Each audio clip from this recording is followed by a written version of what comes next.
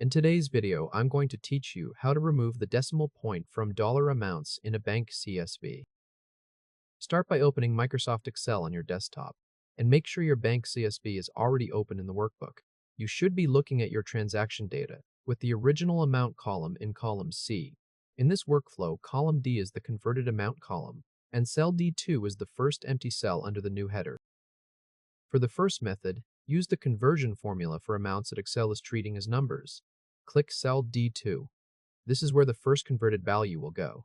Now type the conversion formula shown on the screen. In this formula, C2 refers to the first cell in the amount column, so make sure the formula is pointing to C2 before you continue. Take a moment to enter it carefully, because this formula is what changes the dollar amount into a whole number cent value. Press Enter. Cell D2 should now show the amount without a decimal point. So an amount like $5.45 becomes $545. Click cell D2 again, so it is selected.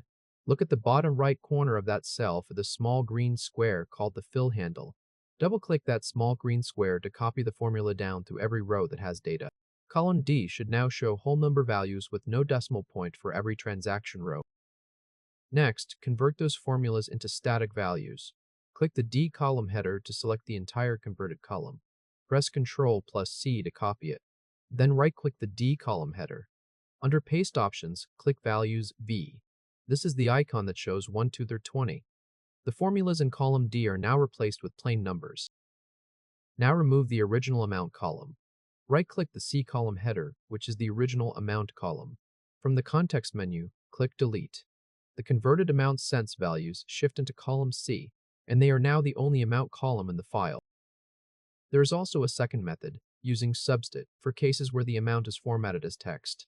Start again with the bank CSV open in Excel, and make sure you are on the workbook with your data visible. Click cell D2, the first empty row under the new converted amount header. Type the substitute formula shown on the screen. Feel free to pause while you copy it exactly. This formula works by treating the displayed amount as text and removing the decimal point from that text-based value. Press Enter. Cell D2 should now show the amount with no decimal point, so $5.45 becomes $545. Click cell D2 again to select it. Find the small green square in the bottom right corner of the selected cell, then double-click it. Excel copies the formula down to every row that contains data. Every row in column D should now show an integer value with no decimal point. Now convert the substitute formulas into static values. Click the D column header to select the entire converted column. Press Ctrl+C.